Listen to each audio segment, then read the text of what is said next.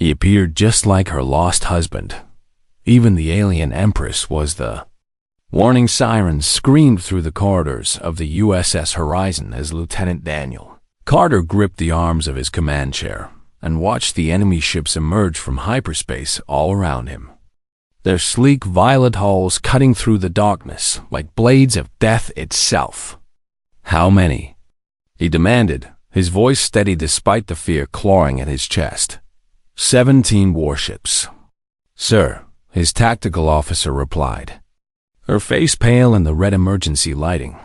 Valorian Imperial class. All of them. Daniel closed his eyes for just a moment and thought of Lisa back home on New Haven Colony. Thought of little Emma, who had just learned to ride a bicycle before he shipped out. Thought of the promise he had made to come back to them no matter what. But 17 warships against one damaged salvage vessel was not a fight. It was an execution. All hands. This is Lieutenant Carter. He spoke into the shipwide communicator. We are surrounded by Valorian forces, and we cannot escape.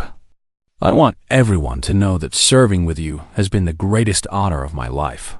The response came not from his crew, but from the alien vessels themselves. A cold feminine voice that seemed to echo directly into his mind through their translation technology, human vessel. You will power down all systems and prepare to be boarded. Resistance will result in immediate destruction. Daniel looked around at his bridge crew, at the young men and women who had trusted him with their lives. And he made the only choice he could make. Stand down, he ordered quietly. We surrender. The Valorian soldiers who boarded the Horizon were tall and terrifying. Their violet skin stretched over angular frames that seemed both beautiful and predatory at the same time. Their silver eyes showed no emotion as they bound the human crew and marched them through gleaming corridors into a transport shuttle. Daniel watched through the viewport as his ship grew smaller and smaller, wondering if he would ever see Earth again, wondering if Lisa would receive the notification that he was missing in action, wondering if Emma would even remember his face in a few years. The transport carried them to the largest warship in the fleet, a massive vessel covered in crystalline structures that caught the starlight and scattered it into 1,000 rainbow fragments. This was no ordinary military ship, Daniel realized with growing dread. This was an Imperial flagship. The soldiers separated him from his crew without explanation, dragging him down a different corridor while his people called out his name in fear and confusion. He wanted to fight back, wanted to resist, but he knew that any violence would only bring death to those who depended on him. They brought him to a throne room that defied human imagination. A vast chamber where the walls seemed to be made of living light and the ceiling stretched upward into infinity. Strange music played from somewhere unseen, haunting melodies that made his heart ache with emotions he could not name. And there upon a throne of pure crystal sat Empress Levathera, ruler of the Valorian Empire, commander of 1,000 worlds, the being who had ordered the destruction of 3 human colonies and started a war that had claimed millions of lives. She was terrifying and beautiful in equal measure, her violet skin luminous in the ambient light, her silver eyes ancient with wisdom and sorrow, and something else that Daniel could not identify. She wore robes of shimmering silver that flowed around her like liquid metal, and a crown of crystalline spires rose from her brow like frozen flames. The guards forced Daniel to his knees before her, and he looked up at her face without flinching, without begging, without showing the fear that pounded through his veins. For 3 years, he had fought her forces across 100 battlefields, had watched friends die screaming in the vacuum of space, had sworn to never surrender to the monsters who had brought such suffering to humanity. And now here he knelt before the monster herself, and all he could do was meet her gaze with whatever dignity he had left. The Empress rose from her throne, her movements fluid and graceful as she descended the crystalline steps toward him. The guards tensed as she approached the prisoner. clearly uncomfortable with their ruler coming so close to an enemy combatant. But Nyvathera paid them no attention, her silver eyes fixed on Daniel's face with an intensity that made his skin prickle with unease. She stopped just a few feet away from him, close enough that he could see the fine patterns of lighter violet that swirled across her skin like galaxies frozen in flesh. Her lips parted as if to speak, but no words came out. Instead, she simply stared at him, and Daniel watched in confusion as something changed in her ancient eyes. Something that looked almost like recognition, almost like pain, almost like a wound that had never healed suddenly torn open again. "Impossible," she whispered.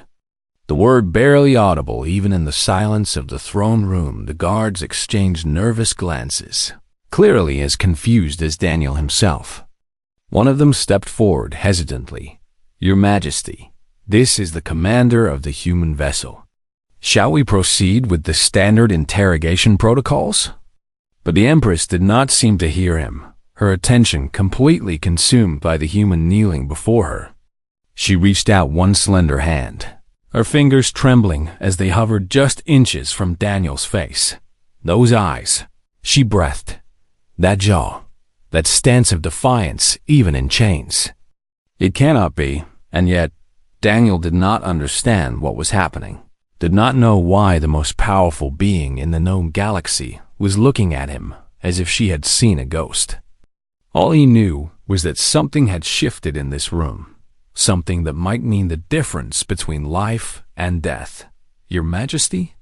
The guard tried again, more urgently this time. Nyvathera finally seemed to remember where she was, pulling her hand back and straightening her spine with visible effort. But when she spoke, her voice was thick with emotions that contradicted everything Daniel had been told about Valorian coldness. "This prisoner is not to be harmed," she commanded, and her words carried the weight of absolute authority. "He is to be given quarters in the palace wing, comfortable quarters, and he is to be treated with dignity." The guards looked at each other in shock, clearly unable to process what they were hearing. "But Your Majesty," one of them protested, "he is a human, an enemy combatant.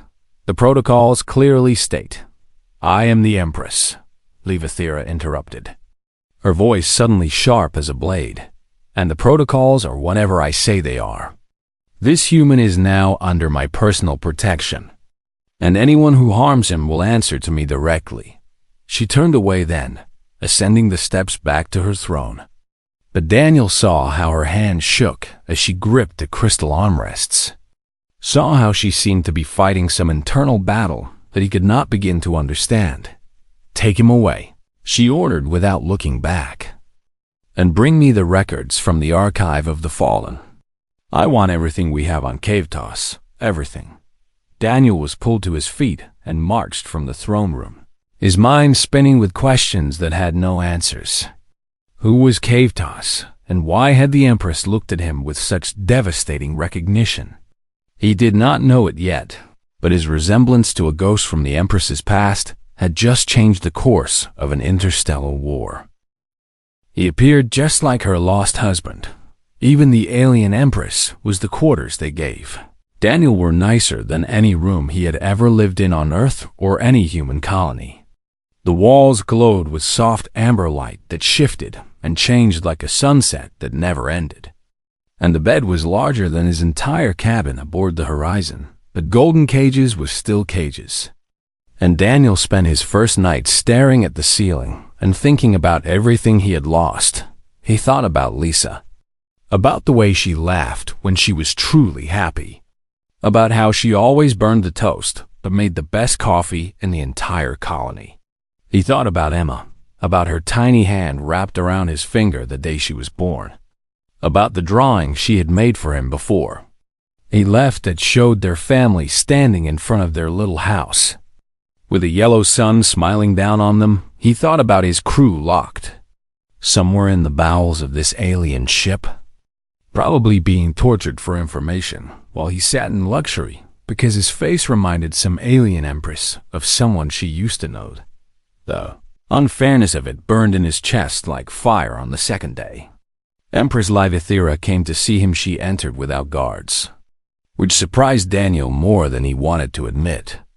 Either she was incredibly confident in her ability to defend herself, or she truly believed he posed no threat to her. "You have questions," she said. Not as a question, but as a statement of fact. Daniel stood facing her, his chains removed, but his status still that of a prisoner, no matter how nice his accommodations might be. "My crew," he said. "What happened to them?" "They are being held in standard detention facilities," the Empress replied. "They will not be harmed, though I cannot promise they are comfortable. I could only justify special treatment for you." "Why?" Daniel demanded. "Why am I different? What did you see when you looked at me?" The Empress walked to the window that overlooked the void of space, her reflection ghost-like against the stars. 217 years ago, I took a consort named Cavetos, she said, her voice distant with memory. He was not royalty, not even noble blood, just a soldier who caught my attention during a military parade. My advisors were horrified, my court was scandalized, but I did not care. She turned to face Daniel, and he saw tears shimmering in her silver eyes, something he had never imagined possible from a Valorian. "He had your eyes," she continued. "That same brown color that looks like the soil of a planet where things can grow. He had your jawline, strong but not cruel. And he had your way of standing tall even when the universe itself seemed against him. When I first saw you kneeling before my throne, I thought for one terrible moment that the gods had brought him back to me." Daniel did not know what to say. He had come here expecting torture and death, not to be confronted with an alien empress pouring out centuries of grief at his feet. "What happened to him?" he asked quietly. "Humans happened to him," Livethera replied, and the sorrow in her voice began to harden into something colder. "A raid on one of our colonies, a battle that should have been meaningless in the larger war. He died defending civilians from your ships, from your soldiers, from your people."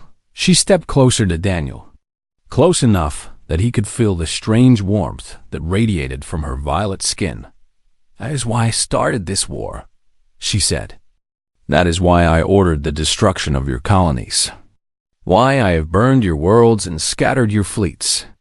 Because humanity took from me the only being I ever truly loved." Daniel felt the weight of those words pressing down on him. The understanding that millions had died on both sides because of one woman's grief. Because of love twisted into hatred and rage. "So what now?" he asked. "You keep me here as some kind of replacement? A human pet who reminds you of your dead husband?" The slap came so fast he barely saw it, her hand cracking across his face with enough force to make his ears ring. "You dare!" she hissed.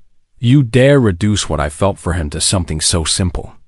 Cavetos was everything to me, and you are just a ghost, a shadow, a cruel joke played by an uncaring universe."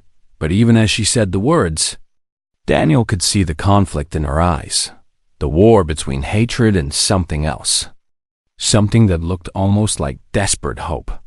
"Then kill me," he said, holding her gaze without flinching. "If I'm just a reminder of your pain, then end it. Execute me like you plan to execute my crew and be done with it." The Empress stared at him for a long moment, her breath coming fast and her hands clenched into fists at her sides. Cavetos would have said exactly the same thing. She finally whispered, "He never begged, never pleaded, never bent his pride even for me." It was infuriating and magnificent in equal measure. She turned away again. But this time, Daniel caught something in her posture, a slump in her shoulders that spoke of exhaustion deeper than physical tiredness. "Tell me about yourself," she said. "Tell me about your world, your life, the people you love. I want to understand what makes humans the way you are." So Daniel told her. He told her about growing up in a small town in Ohio, about his father who worked the land and his mother who taught school. He told her about meeting Lisa at a starport when his shuttle broke down and she was the technician who fixed it. About falling in love over cups of terrible coffee and long conversations about everything and nothing. He told her about the day Anna was born, about how the first time he held her, he understood what it truly meant to have something worth dying for. He told her about the war, about friends lost, about the constant fear that he would never make it home to see his daughter grow up. The Empress listened without interrupting, her expression unreadable, but Daniel sensed that something was changing behind those silver eyes. Walls that had stood for centuries developing the tiniest of cracks when he finished. The room was silent, except for the gentle hum of the ship's engines. "Your wife is fortunate," Livethira finally said. "To be loved so completely by someone with such a capacity for devotion. She would probably tell you that I snore and leave my clothes on the floor," Daniel replied, surprising himself with something that was almost a joke. The Empress made a sound that might have been a laugh, though it seemed like her face was unused to the expression. Cavetos had similar habits, she admitted. "I used to find his disorder charming, though I would never have told him so. For just a moment, two beings from opposite ends of a brutal war shared a connection that transcended species and politics and centuries of hatred. For just a moment, they were simply two people who understood what it meant to love someone completely. Then the moment passed, and the Empress was royalty again, distant and untouchable. "I will visit again tomorrow," she said, already moving toward the door. "There is much I wish to discuss with you, and perhaps much that we might learn from each other." She paused at the threshold, not looking back. "Perhaps I have been wrong about humans," she said quietly. "Perhaps you are not the monsters I believed you to be. Or perhaps I simply wanted someone to blame for a loss that no revenge could ever heal." The door closed behind her, and Daniel was alone again with his thoughts and his fears and a tiny flame of hope that he hardly dared to acknowledge. He appeared just like her lost husband. Even the alien Empress was. The weeks that followed were unlike anything Daniel could have imagined when he first surrendered to the Valorian fleet. Empress Livethira visited him every day, sometimes for hours at a time. They talked about philosophy and history, about the differences between their species, about music and art, and the strange things that made life worth living. Daniel learned that the Empress was ancient by human standards, over 400 years old, and that she had ruled her empire for nearly 3 centuries. He learned that Valorians could feel emotions just as deeply as humans, perhaps even more so, but that their culture demanded they hide such feelings behind masks of cold dignity. And slowly, reluctantly, he found himself beginning to understand the being who had ordered the deaths of so many of his people. "The war is not going well for either side," Livethira admitted during one of their conversations.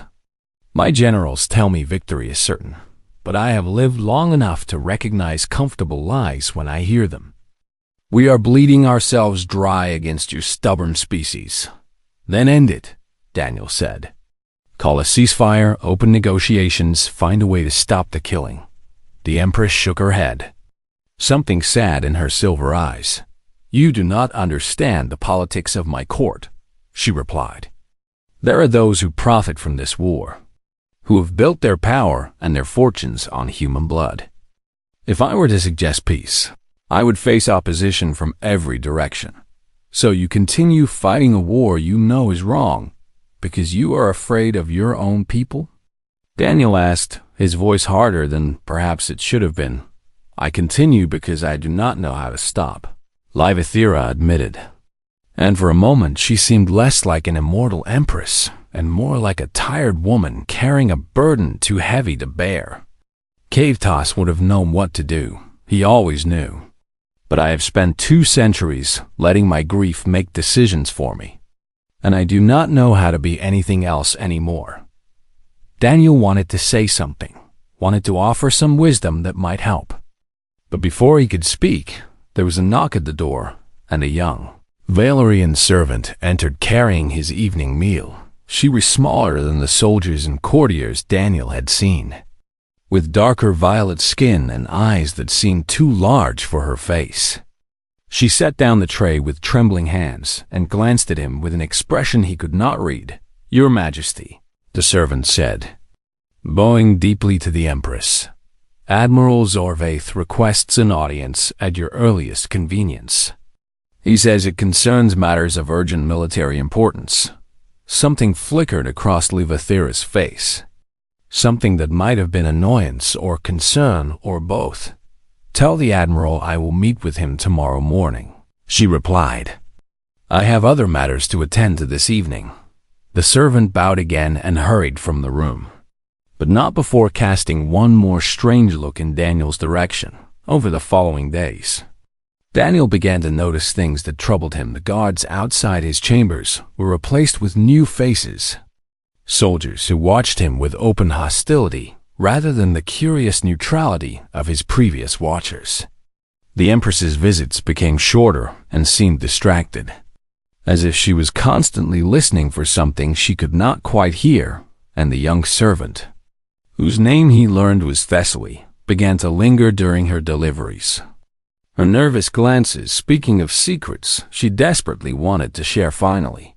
On the 12th night after Daniel first noticed the changes, Thessaly slipped into his chambers after the evening guards had rotated to their night shift. "You must listen carefully," she whispered, her voice barely audible. "Admiral Zorvath is planning a coup against the Empress. He has gathered supporters throughout the military and the court, and they intend to strike within the week." Daniel felt his blood run cold. He had no love for the Valorian Empire, but he had come to respect Levathera, and the idea of her being overthrown by someone worse filled him with unexpected dread. "Why are you telling me this?" he asked.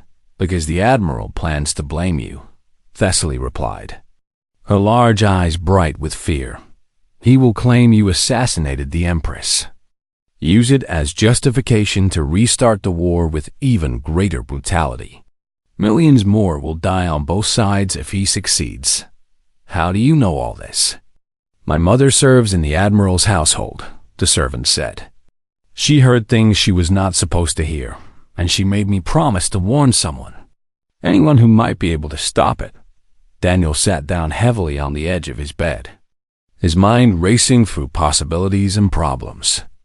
He was one human trapped in the heart of an alien empire, with no weapons and no allies and no real power to change anything. But he also knew that he could not simply stand by and watch as everything fell apart. "Can you get me out of here?" he asked. "If I could reach my crew, or send a message to the human fleet. There are maintenance tunnels beneath the palace," Thessaly said. "Old passages that most have forgotten. I could show you how to escape, but you would have to move quickly for a long moment." Daniel stared at the wall and thought about everything he could lose or gain if he escaped. He might make it back to Lisa and Emma, might hold his daughter again and grow old beside the woman he loved. The Empress would probably die in the coup. But that was not his problem, not his war, not his responsibility, but something inside him rebelled against that logic. Something his father had planted in him long ago on that farm in Ohio, where the values grew as tall as the corn. "I am not going to run," he said finally. "If the Empress falls, the new regime will blame humanity and use it to justify genocide. I have to find a way to stop this coup." Thessaly looked at him with an expression of pure confusion. "You would risk your life for an alien who started a war against your people?" she asked.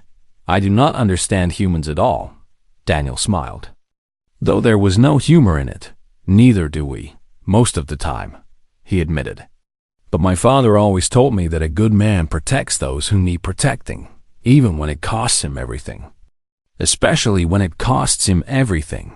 He stood up and squared his shoulders, feeling the weight of an impossible decision settling onto them. "Tell me everything you know about the Admiral's plans," he said. "Tell me about the loyalists who still support the Empress. And tell me about those maintenance tunnels. What are you going to do? Thessaly asked. Daniel thought about Lisa, about Emma, about the promise he had made to come home, no matter what. Then he thought about the Empress sitting alone on her crystal throne, surrounded by enemies she could not see, grieving for a love lost centuries ago. I am going to do what Cave Toss would have done, he replied. I am going to fight for someone who needs me, even if she does not know it yet. Thessaly nodded slowly, something like respect dawning in her alien eyes. Then we have much to discuss, she said, and very little time in which to discuss it. Outside the windows, the stars burned cold and indifferent, uncaring witnesses to the choices that would shape the fate of two civilizations. He appeared just like her lost husband. Even the alien Empress was the coup began at midnight. Just as Thessaly had predicted, Daniel heard the explosions first.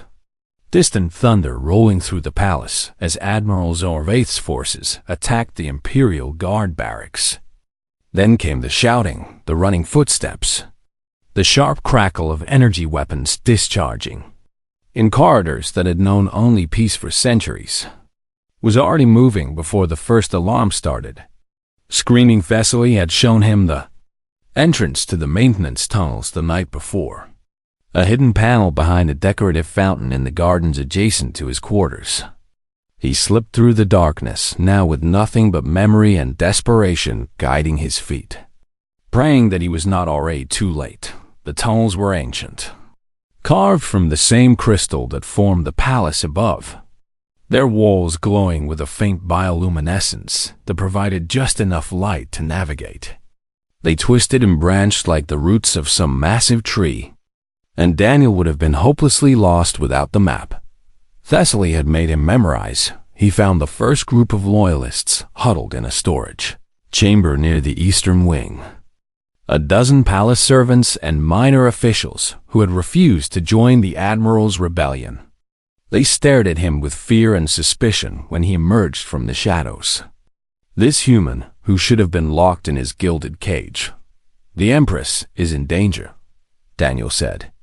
Not wasting time on introductions, Zorvaith means to kill her and blame me for her death. We have to reach her before his soldiers do. Why should we trust you? One of the officials demanded. You are the enemy. Your people started this war. Actually, your Empress started this war, Daniel corrected. But that does not matter right now. What matters is that if the Admiral succeeds, he will use her death to justify killing everyone, your people and mine both. Is that what you want? The loyalists exchanged uncertain glances, clearly torn between their prejudices and their desperation. He speaks truth, a voice said from behind Daniel. And he turned to see Thessaly emerging from another tunnel entrance. I have seen the Admiral's plans myself. He means to purge all those who showed any loyalty to the Empress, and then he will rain fire on every human world until nothing remains. That seemed to decide them. Within minutes, Daniel found himself leading a ragged band of aliens through the ancient passages beneath the palace, heading toward the throne room where Thessaly believed the Empress would make her last stand. They gathered more loyalists along the way. Soldiers separated from their units, servants who knew secret paths, even a few nobles who had grown tired of the Admiral's ambition and cruelty. By the time they reached the lower levels of the throne room complex, Daniel commanded nearly 50 Valorians. It was not an army, but it might be enough. There is an old communication array in the spire above the throne room, one of the nobles told him. It was used centuries ago before the modern systems were installed. If we could reach it, we might be able to broadcast a message to the fleet. Daniel felt a spark of hope ignite in his chest. Can you get me there? He asked. The path goes through the throne room itself, the noble replied, which is where the Admiral's forces are concentrating their attack. Then we go through the throne room. They emerged from the tunnels into chaos. The great crystal chamber was a battlefield now. Energy blasts scorching the walls, bodies lying broken on the floor. The beautiful throne cracked and smoking from weapons fire. Admiral Zorvith himself stood at the center of it all, his ornate armor gleaming as he directed his soldiers toward the small group of Imperial guards. Protecting the Empress Levether stood behind her defenders, her silver robes torn and bloodied, but her back straight and her eyes blazing with defiance. Even facing certain death, she refused to kneel. "There," Zorvith was saying, his voice carrying across the chamber, "the tyrant who bankrupted our empire for a pointless war of grief. Today we reclaim Valorian glory from her weakness. Today you die a traitor's death." The Empress replied, her voice steady despite everything. "History will remember you as nothing more than an ambitious fool who destroyed his own people." The Admiral raised his weapon, taking aim at the woman who had ruled his civilization for 300 years.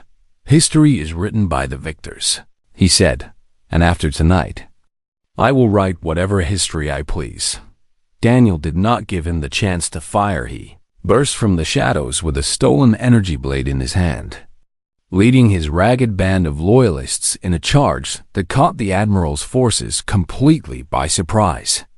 The Valorian rebels had expected resistance from the Imperial guards, not from behind, not from their own people. Rallying around a human commander, the battle that followed was brutal and chaotic. Daniel fought with skills learned in 3 years of warfare against these very aliens, his blade cutting down soldiers who had probably never imagined they would fall to human hands. But he was not alone, and that made all the difference. The Loyalists fought with the desperation of those who knew exactly what defeat would mean. And slowly, impossibly, they began to push the rebels back. Daniel carved a path toward the spire stairway, trusting his allies to hold the line while he raced toward the ancient communication array. The climb seemed to take forever, his legs burning and his lungs screaming for air. But finally he reached the transmitter chamber at the very top. The equipment was old, but still functional, its crystals humming to life at his touch. He did not know if anyone would hear him, did not know if it would matter even if they did. But he opened a channel on every frequency he could reach and began to speak. "This is Lieutenant Daniel Carter of the United Earth Fleet, transmitting to any human or Valorian vessels within range. There is a coup in progress against Empress Levether, led by Admiral Zorvith, who plans to blame her assassination on humanity. I am asking, begging, anyone who hears this to understand that peace is possible, that this war does not have to continue forever." He paused, gathering his thoughts for what might be his last words. "The Empress is not the monster we were taught to hate. She's a grieving woman who lost someone she loved, and her pain became our war. But she wants it to end. She wants to find another way. And if she dies tonight, then Zorvith will use her death to destroy us all." The channel crackled with static, and for a terrible moment Daniel thought no one was listening. Then a human voice broke through, strong and clear. "Lieutenant Carter, this is Captain Megan Torres of the USS Defiance. We have been monitoring Valorian communications, and we copy your transmission." "Are you telling me the Empress wants peace?" "I am telling you that peace is possible if she lives," Daniel replied, "and that everyone dies if she does not." There was a long pause, and Daniel could almost hear the calculations being made, the weighing of risks and possibilities. "Then I suppose we had better make sure she lives," Captain Torres said finally. "All ships, set course for the Valorian flagship. We are going to do something incredibly stupid and probably suicidal." Moments later, Daniel watched through the spire window as the impossible happened. Human warships dropped out of hyperspace alongside Valorian loyalist vessels, their weapons targeting not each other, but the rebel fleet that surrounded the Empress's flagship for the first time in 3 years. Humans and Valorians fought side by side instead of against each other, and in the throne room below, a wounded Empress looked up at the spire where a human stood silhouetted against the stars. And she finally understood what Cavetos had tried to teach her all those centuries ago. He appeared just like her lost husband. Even the alien Empress was. The battle ended with the dawn of the artificial day cycle. Aboard the flagship, Admiral Zorvath stood alone in the ruined throne room. His rebellion crushed, his fleet scattered. His dreams of power turned to ash around him. The combined human and Valorian forces had overwhelmed his supporters in less than 3 hours. And now he faced the Empress he had tried to destroy. Levether descended the cracked steps of her throne with slow, deliberate grace, her wounds bandaged but her dignity restored. Behind her stood Daniel Carter, battered and exhausted but somehow still standing. The human who had done the impossible. "You should have killed me when you had the chance," Zorvath spat, his defiance hollow in the face of certain doom. "I was trying to save our empire from your weakness, from your obsession with a dead consort and a pointless war." "No," the Empress replied, her voice cold as the void between stars. "You were trying to save yourself from the peace that would have ended your profits and your power. You never cared about the empire, only about what you could take from it." She turned to her guards, her silver eyes hard as diamonds. "Take him to the detention level. He will face trial for his crimes against the throne, and the sentence will be death." As the soldiers dragged the broken admiral away, Levether turned to face Daniel. For a long moment they simply looked at each other. Two beings who had been enemies and had become something neither of them could quite name. "You saved my life," she said finally. "You, a human, with every reason to want me dead, risked everything to protect me." "I do not understand," Daniel smiled, though weariness made it more of a grimace. "I told you before," he replied. "My father taught me that good men protect those who need protecting. It does not matter what species they are or what they have done in the past." "Your father sounds like a remarkable person." "He was a farmer in Ohio who never traveled more than 100 miles from where he was born," Daniel said. "But he understood things that emperors and admirals never seemed to learn." The Empress bowed her head, something she had probably never done before a human in her entire long life. "I owe you a debt I can never repay," she said. "Ask anything of me, and if it is within my power, it shall be yours." Daniel did not hesitate. "End the war," he said. "Make peace with humanity, real peace, not just a ceasefire that will break down in a few years. And let me go home to my wife and daughter." Levether raised her head, and Daniel saw something shimmering in her silver eyes that might have been tears. "Is that truly all you want?" she asked. "I could give you worlds, Daniel Carter, fleets and armies and power beyond imagination. You could be a prince among my people, honored and celebrated for as long as you live." "I do not want worlds or power," Daniel replied. "I want to sit on my porch and watch Emma grow up. I want to grow old beside Lisa and bore her with stories about the time I accidentally started a galactic alliance. That is all I have ever wanted."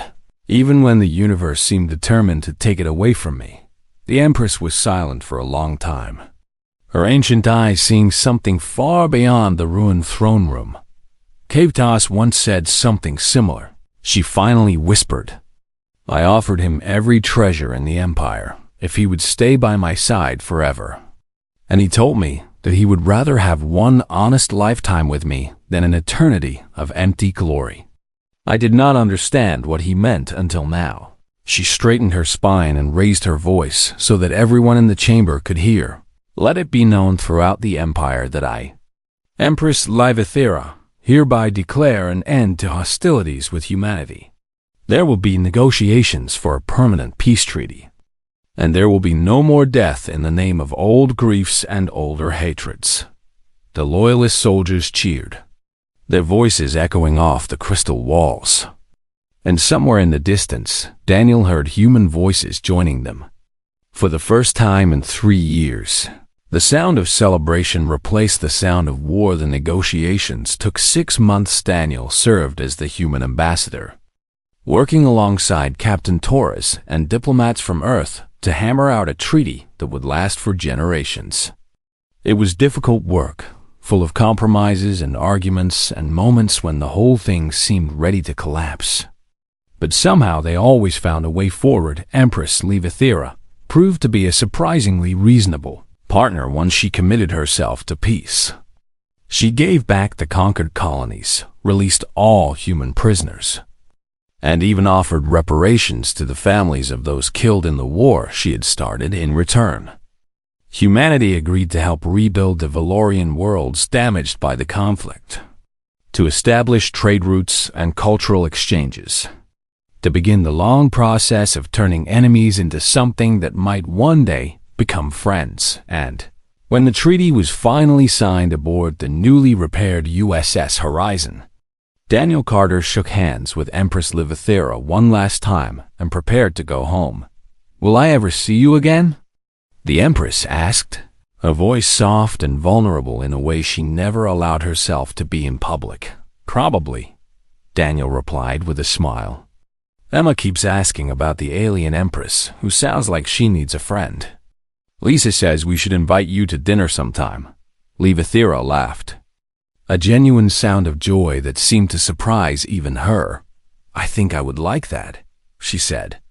"I think I would like that very much." The shuttle touched down on New Haven Colony on a morning that reminded Daniel of Ohio, with a blue sky and white clouds and air that smelled like growing things. He walked down the ramp on legs that trembled with exhaustion and hope, scanning the crowd of faces that had gathered to welcome home their heroes. Then he saw her. Lisa stood at the edge of the crowd, Emma perched on her hip, both of them wearing expressions of disbelief and desperate hope. Daniel started walking toward them, then running, his diplomatic dignity forgotten in the face of everything he had fought so hard to return to. He reached them and wrapped his arms around both of them at once, burying his face in Lisa's hair and feeling Emma's small hands grabbing at his uniform. He was crying. They were all crying, and it did not matter because they were together again. "I promised I would come back," he whispered. "I promised. You always keep your promises," Lisa replied, her voice thick with tears. "Even when you have to start a galactic alliance to do it. Somewhere in the vastness of space." Empress Levithera watched the reunion through a quantum relay and smiled. She finally understood what love truly meant. Not the desperate clinging to memory that had consumed her for 2 centuries, but the simple joy of knowing that someone you cared about had found their way home. Cavathos had tried to teach her that lesson long ago, and it had taken a human soldier with his face to finally make her understand the war was over. The healing could begin, and in a small house on New Haven Colony, a family sat down to dinner together and talked about everything and nothing, grateful beyond words for the simple miracle of being together.